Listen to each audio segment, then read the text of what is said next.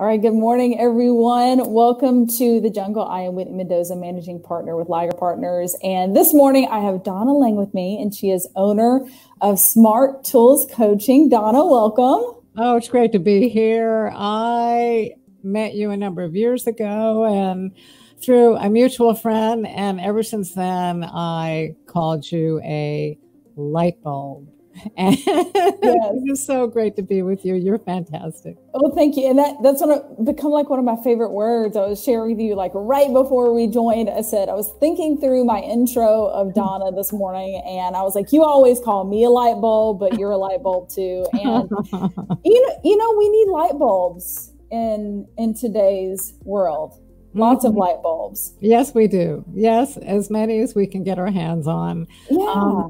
Yeah. I want to kind of pick, you're interviewing me, so I'm going to kind of behave myself here, but I'm wondering, let's do it. What are you, when you think of a light bulb, do you have an image or an idea of what that means to you?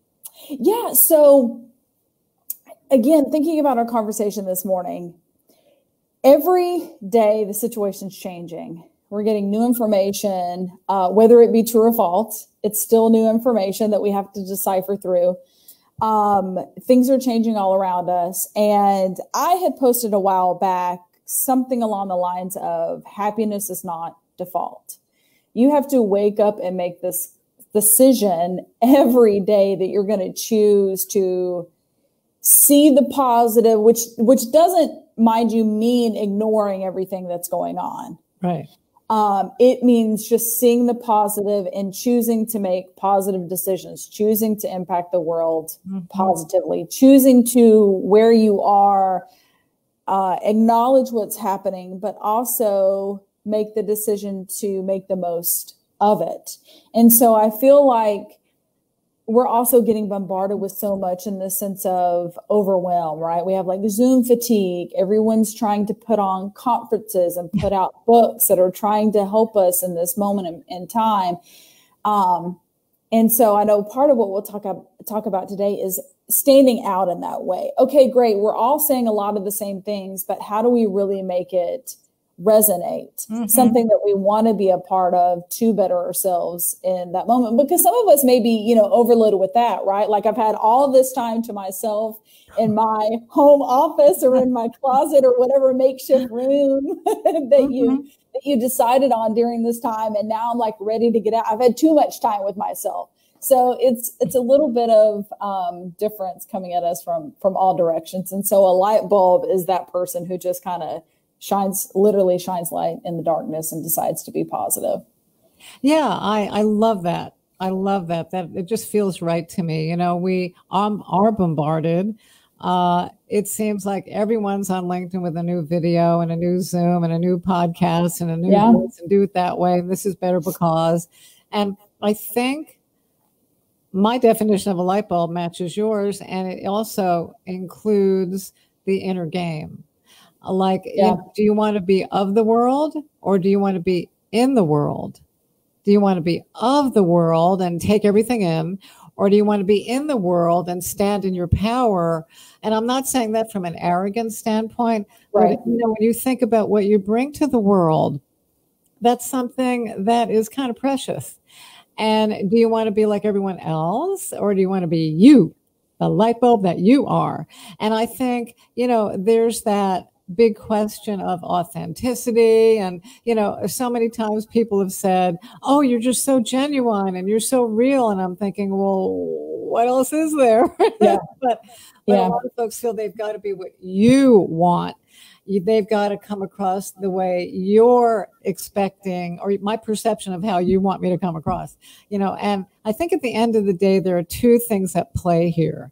I think starting your day with your inner game, planting the seeds, doing the conditioning, the mental conditioning, and to really be ready to take on a day better than you did the day before, right? Because every day I ask myself, what can you show me that will make me better? Like, how can I take my grit level and make that better? How can I have a bigger impact in the world with my clients and the people that matter to me? I'm amazed at the distinction between ego and inner game. And I think we need both, right? I think we need both. But sometimes there's a little bit more ego out there, part of the me, myself, and I world, versus I'm here to deliver value. I'm really here to make a difference. How can I help? So the bottom line, and I think that really charges my battery as a light bulb, keeps my battery lights on as a light bulb, is to lead with value, to make it about you, and to really give you the space to shine. Because when I coach, when I'm in my mastermind programs, I want you to shine. I'm here to open up the door so you can walk through it and be better than you ever have been. I'm here to ask the questions that might be a little bit off center. That sounds something like, okay, now we've got your objectives, but Mrs. Lightbulb or Ms. Yes. Lightbulb, who do you need to become in order to grow? It's sort of like the other way around. Like, who do you need to become from the inside out in order to meet or exceed those objectives, the difference you want to make in the world, whatever that is? Yeah. Well, I love that, because when we do that and take care of ourselves, so something that you said on your form when we were kind of going through what we wanted to talk about on the show, and I love this, great leaders grow great leaders.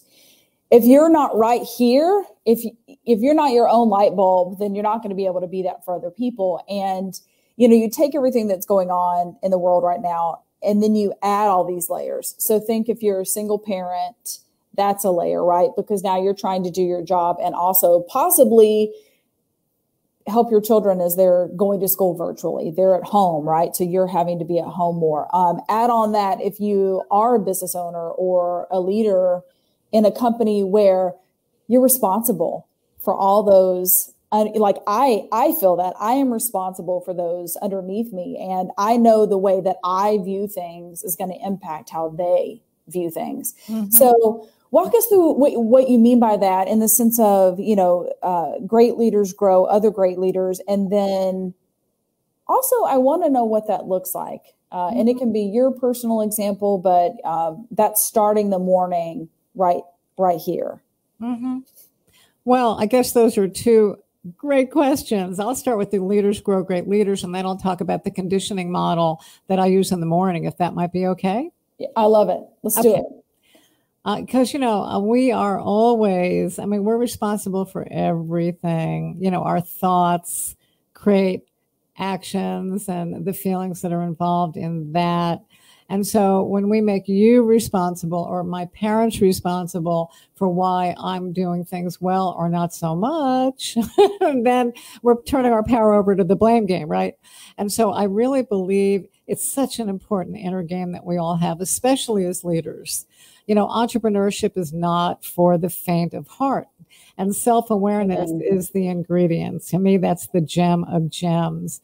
So as a leader, I need to demonstrate the value that I bring, and I need to demonstrate it by being a better listener, by giving people space to shine, and by asking the questions that cause them to stretch. I'm a nice person and very lovable and fun, and at the end of the day, I do not need anyone's approval. Can you say that one more time? Because that's right there. Yeah. Well, I think I'll underscore, I don't need anyone's approval. And when I was younger, I did. But I'm a little more weathered now. And the point of the matter is, when I gave that up, what do people think? And do they like me? And all that stuff. It was really not the best use of my energy. And I flipped that switch and I said, I'm here to make a difference. And if you look at the bell curve, right? If you look at the bell curve model of people out there in the world, 33% of the people we meet, for whatever reason, it's usually their reason and it's not our defects. 33% of the people that meet us, they don't like us. It's just not a match. We're not in a line, which is probably why we're only married to one person at a time. Right. right? Even though The Bachelor has 25 to choose from. But the point is, but really, I think that self-awareness is really, really key. I think when we own our strengths and we understand our weaknesses, then we can step aside from the grit profile and we can demonstrate our leadership in the terms of grit, the guts, the resiliency, the initiative, and the tenacity. And when we demonstrate that as leaders, it doesn't always have to be a conversation. Yeah. It could be great listening. It could be great questions. Yeah. And, there's an adult learning model that might be helpful here. It's called the 70-30 split. When trainers are effective and they're engaging their light bulbs in the audience, they have a kind of a talking point 30% of the time, and 70% of the time, they open it up to the audience so they can share ideas, so they can have a voice. I taught a networking or it was a workshop. It was an hour, and it was networking for people who hate networking. And sounds like my kind of place. Everyone's raising their hand. Yes. And I looked at it not from the standpoint of you need a perfect elevator pitch, but from the standpoint of replacing anxiety with curiosity. And I equipped them with starter questions that were interesting and kind of out of the box. And suddenly it was a conversation. And you ask the question, and the person on the other side of you, hopefully, would kind of take up the space 70% of the time because the question was so authentic. It was so real. It was so interesting. It was like, instead of what do you do? It's, well, who are you? Yeah. Right. Which is not what you do, right? Contrary to popular belief, who you are is not what you do. Exactly. And who you are leads to great relationships, which I call relational chemistry and relational capital. Because when you develop that, and you and I developed that like right on the spot, you hit me hello. And I met you through Mark McKenzie, the mayor of Connections. Yes. And, when he's like E.F. Hutton, when they speak, everyone listens. And when he says, you've got to meet so-and-so, I'm like, when? Because anyone that Mark McKenzie has introduced me to is phenomenal. Well, and I love that too, but in the definition of that, because it also takes a special person to be that. Like, if you are the person that Mark McKenzie is introducing to where everyone listens, I know you feel honored. I feel so honored that I'm one of those people, because he takes stock of those relationships and he's only going to connect the connectors. And I just love that. Yeah, he's got a really, really good heart. And I love what you just said, because in our world, sometimes people that are heart-centered, sometimes people, we always attach meanings to everything, right? And sometimes people attach the meaning of weak, or, oh, how can you be a good business owner if you care so deeply? Well, you can. I'm raising my hands. I don't know if you're familiar with the term empath. Yes. But I am an empath. Are you an empath? So okay. I want to talk online because the quiz that you took, I said online. I want to talk offline about that because the quiz you sent me, I have things to share. Good. I look forward to that. Well, as an empath, and I'm speaking to an empath, we tend to, and I could we sense things. Mm-hmm. We would just pick things up. As a little girl, people would say, that family's great and great kids, and look at all the husband's phenomenal. And I would say, nah, something's off. Yep. And I'd find out later he was a pedophile, Yeah. So, they're just things. And it's not that I'm a psychic. I just pick up the nonverbals. Yep. And it's really helped me a lot in life in a big way. Would you say that's true for you? Yes. Yeah. I completely agree with that. Yeah. Yeah. And it can help. And it can also help you the reverse way to sense when you're around greatness since when you're around another light bulb. I feel like I just called myself greatness, but that's okay. We can go there. I agree. Yes, greatness with a capital G, exclamation mark on the end.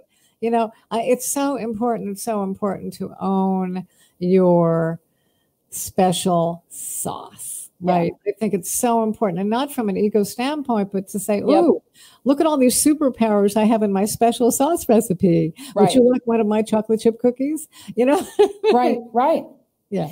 Well, and we also, you know, it's the age-old saying that everyone has their own battles, right? Everyone's going through their own thing, whether they have a smile on their face covering it up or not, and we're getting deep on this podcast, but I feel like the time calls for it. Mm-hmm. And it's right. I know that you're stressing it isn't ego-centered, because it's not. It's simply recognizing where you're at and focusing on your strengths, right? Don't focus on your weaknesses, because they're just going to be weaknesses. I mean, everyone has them.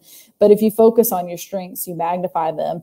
And there was a quote that I saw just yesterday that's still fresh in my mind, but it said something along the lines of, everything that broke my heart fixed my vision. Yeah. And I was like, that's, if you view it that way, because we all, you know, experience those things that shape all the other that we just mentioned, you as a parent, you as a business leader, government, whatever the case is, if you're leading a community, a nonprofit, you know, fill in the blank, all those things essentially make us or break us of who we are. Yeah. What an opportunity to see failure as a growth opportunity. Mm-hmm. You know, I love that quote. Would you repeat it again? I think that's fabulous. Yes. It was everything that broke my heart fixed my vision. Yes. You know, I'll send it to you after the show. Yes, I would love it. Well, you know, I think that is a nice segue into your other question, which is, you know, what do I do to tee myself up or set myself up for success? Yes. And it's called the 20-20-20. I did not invent it. I do a lot of cyber sleuthing. I'm learning all the time, just like you. Nice. I'm like a Viva towel, like you. Yeah. Like, oh, something else new to learn. And so I've got a routine that is fairly consistent. And I notice, just like when anything in life that's consistent, it just makes for greater success. Consistency in my world is key. So 20 minutes of exercise, 20 minutes of meditation, and 20 minutes of learning. Nice. And then I am set up for the day. I love that. It also gives you a sense of control in everything that's out of control, right? Like you can make that decision. Cause like for me, that'd be essentially getting up an hour earlier, and I'm a morning person, so I'm okay with that. But making that decision to consistently get up and say, okay, this is going to set like the tone for the rest of the day. I love that. Yes. Yeah. And you know, sometimes less is more. And so what's really been profound, and I think many have noticed this with the COVID, there's been a provid. You know, there are a lot of things that have come out of these last 4 months that have been devastating and disappointing. So I would just want to acknowledge that and honor those that are struggling, the many folks that we've lost. I want to just take a moment to honor that, because we're not in Mary Poppins land. But with that said, I look for the silver lining everywhere. Always looking for the silver lining. And one silver lining that's come out of this, and a lot of adjustment, because I'm a social being and I've been indoors for a while. One silver lining that's come out of this is the extra time that I've been able to buy back. You know, I've averaged pre-COVID 60 hours of drive time. Yeah, I believe it. To networking events, clients, mastermind facilitation, blah, blah, blah, speaking opportunities. And what did I do with those 60 hours? And so I really took a look at my life personally and my business, like I'm a drone looking down. And I made some observations, and I cleaned up a lot of things. And I asked myself, what do I now say yes to? And what can I say no to without apology? I love that. And I am freer than ever. Yes. That's awesome. Well, what do you like about it? I love your point of view. I'd love to hear.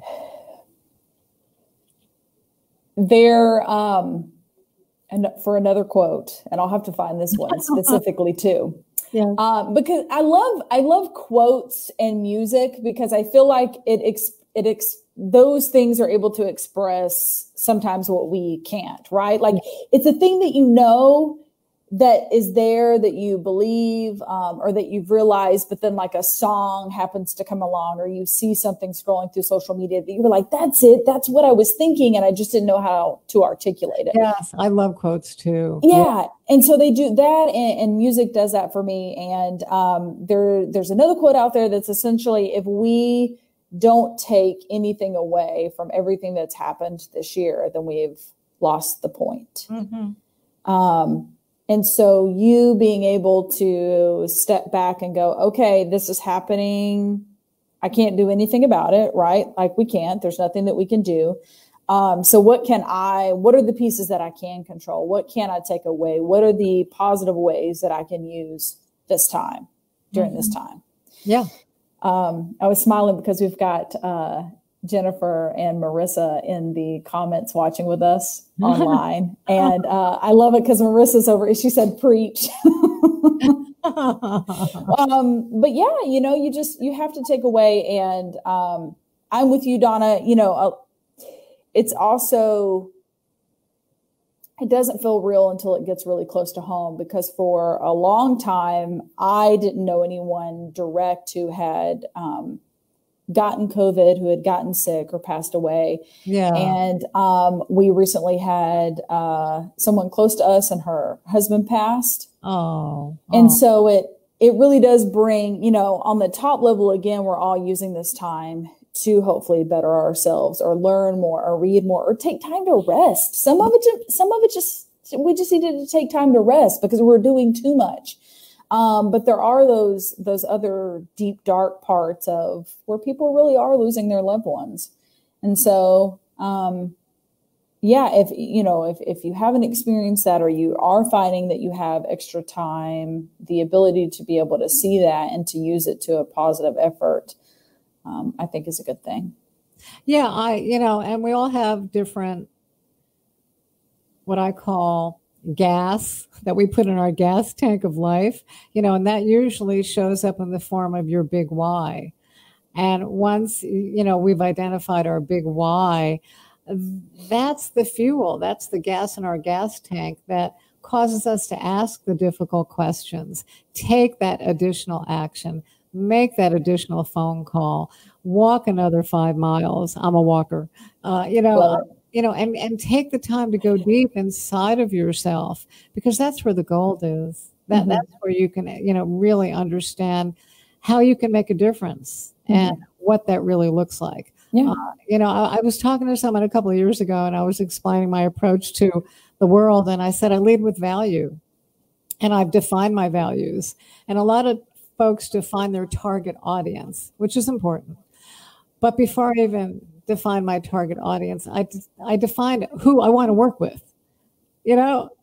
It's like when I started my business, I called that legal prostitution, because I would take anyone that would hire me because I had to pay the bills. Right. Yeah. Yeah. I think we've all been there. And then you move past that and beyond that. And now you're in a place, or I'm in a place, we're in a place where we can go, oh, sometimes there are folks that are not a fit, and maybe I'll recommend them to work with someone else, because I think it's really important to really work with the people you want to work with. Don't you? Yes, I agree. And that's something else of this, is a renewed sense of passion, right? The ability to take those little moments and enjoy them so much more. Like going to a restaurant. Going to a restaurant now, I savor it all the more because it was taken away from us. Yes. Yeah. And it was one of those things that you never thought would be. Who would have said, by the way, you're not going to be able to go to your favorite restaurant for 3 months? We would have never imagined it. Or travel. So it's all those small little things that now mean that much more. And we're limited in time. No one knows. So you might as well do the thing you love, work with the people that you want to work with. I mean, it really is a choice. It truly is. I love that. Your lens has shifted. And according to the pioneer of positivity from Pennsylvania University, Dr. I forget his name now, but anyway, it's early in the morning. But he said that he wrote the book Resilience, and it'll come. I know who you're talking about. Yep. Dr. Martin Seligman. Yay! Yes. Okay. So Dr. Martin Seligman said that of all the superpowers or values that you embrace in your life, gratitude belongs to some of the most successful people on the planet. So that's part of the thing that I do in the morning, to really kind of put myself in a bubble and invite all the people, places, and things that I deeply appreciate, including my new cat. Mm-hmm. Oh, I love it. Pets are the best. They're the best. I think this guy's an old soul, and I really think he's a dog cat, but that's another conversation for another day. Those do exist. Yes, for sure. So, it still goes back to if you blame others and you say, because my business isn't working or my relationship isn't working because of the outer, I think you really are losing the game. Kind of. I think it's so vital to own it, and to own your weaknesses, and to own your strengths, and know how you're going to grow your strengths, and probably delegate the areas you're not so great at rather than suffer through them. There was a really great process that General Electric asked their employees to do many years ago. It was called the workout program. And in the workout program, they asked the managers to list all of their activities, all the things they had to do. And then they asked them to prioritize the top 10 that were revenue generating, and delete, delegate, or hire someone to do the rest. And productivity just completely transformed the departments in that company. And so, that's really kind of the way I look at things. Shine the light bulb inside of you in areas where you can just grow those muscles, and the areas that are just not you, why suffer through them? Hire people that love doing details. Not my favorite thing. Yeah. And, and then I can stay as the business growth strategist and mastermind facilitator that I am. It's really who I am. I'm here to grow great businesses. That's what I do. Don, thank you so much for joining me this morning. Is it over? Oh my goodness. Yeah, we've already been talking we've been talking for 27 minutes. I do want to give you an opportunity to share some of the masterminds and things like that. Anyone who wants to work with you, where they can find you. So if you give a shout out for how they can connect with you. I know LinkedIn is an awesome place. You and I keep in contact there, but where else can they learn more about what you do? Well, I'm on LinkedIn. You can find me, certainly Google Donna Lang. SmartToolsCoaching.com is my company. And you can look at some of the Google reviews, maybe to get some insights. Look, it's all about alignment. Are we aligned? Yeah. If you are looking and you're kind of stuck a little and you want to move up to the next level with focus and support, and a little fun, because I'm awfully fun. Because at the end of the day, growth doesn't have to be hard, right? It doesn't always have to be hard. Let's make it easy, fun, and fluid, and in the flow. And so you can find me at Donna at Smart Tools Coaching, or you can go ahead and send me a text, and I'll send you a Calendly link and we can chat. My cell number is 770-241-0273. 770-241-0273. And here's the thing. I think we're at time. I would like you to just kind of think about me. And if this resonates with you, reach out. I am a business growth strategist. And what sets me apart is I meet you where you're at. I am all custom, not cookie cutter. I do that with coaching, and I also do that with mastermind programs. And I've got some other things up my sleeve that I'm going to roll out this year that speak to the idea that you matter, you want to make a difference, and let's do this. Let's do this. If you've got grit, you're a fit. And that's my policy. That's awesome. Well, and then I had to be selfish in the last minute and just tell you, number one, you need a podcast. You need a podcast. You need to be doing this every day. You really do. You have so much to share and so much light to bring. And just thank you. You're awesome. Well, you are awesome too. And we'll talk about the other items like the podcast and the empath. Yes. Situation. I would love to. So thank you for having me. And I look forward to the next time. I'm going to text you now to schedule some more time on your calendar. I so look forward to it. Thank you so much. Awesome. Thanks, Donna. Thanks everyone for tuning in to The Jungle. We'll see you next time. See ya. Bye for now.